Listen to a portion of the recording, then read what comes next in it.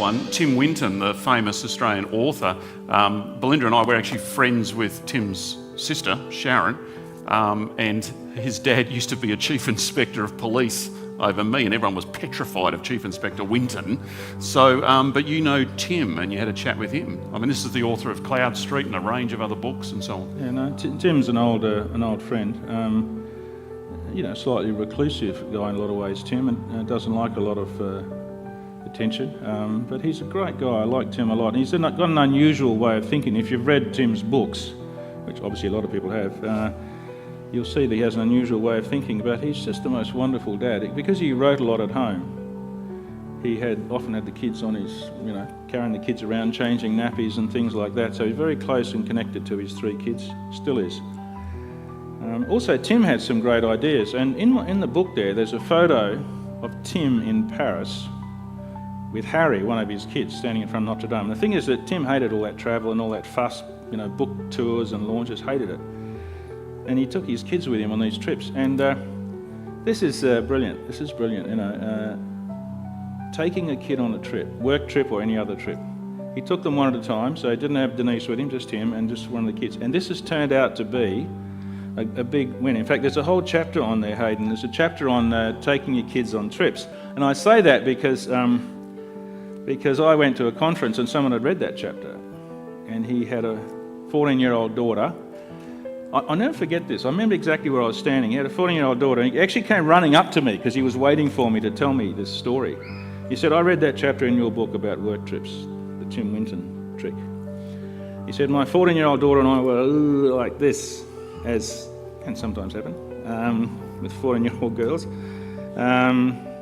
So I said, 'Do you want to come to Paris with me on this trip?' And anyway, she went. 5 days conference with Dad, and then they had a week together or so. And he said to me, and this is the reason he came running up to me, he said, 'Now we're like this.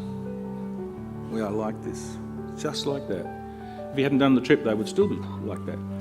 And he said, 'I overheard her talking to her friends, and she said to her friends,' well, it might have been her mum, sorry, I can't remember exactly who it was he overheard. But she said, 'They were the best 2 weeks of my life.' And then he stood there and he paused. He sort of tilted his head, and you know what, Bruce, he said, 'They were the best 2 weeks of my life as well.' It is such a brilliant tip to take your kids, and here's the key point, Hayden. One-on-one. It's not him and his mate, it's not him and his wife, and it's not him with 3 kids. He takes them one at a time. One-on-one events between a dad and a child are like magic. Dates or trips, they are like magic. Tim Winton discovered that, worked really well. My friend in Sydney discovered it. I bet him and his daughter are still like that. And if you can create those one-on-one times, and I'll tell you why it works. People think, you get time to talk to them. Rubbish. Those kids won't go, I made this mistake once, like one of my many hundreds of mistakes, deciding that this one-on-one dad thing was a good idea, and I'd go out and talk to my kids and do this sort of thing. That does not work. They will never go out with you again. At the Fathering Project, we say when you go out on a dad date with your kids, take a little detour to Bunnings, buy a tube of super glue, and so that when you get, as dads, honestly dads, let's face it, we are problem solvers and we want to jump in and fix the problem before we've even heard it. We're not good listeners. I've asked lots of dads. I've asked probably 5,000 dads if you're a good listener to your wife or kids, and maybe 20 have put their hands up. I love that vision of people having super glued lips. So as you're trying to jump in and solve the kids' problems, you can't do it.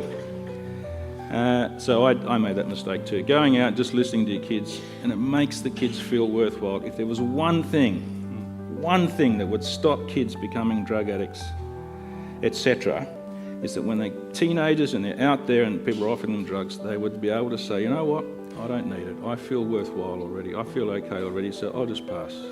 To feel worthwhile. And if you as a dad spend one-on-one time with your kids, they say, you know what, my dad's really busy. And he's willing to spend time with me. I must be worth spending time with. I must be worthwhile.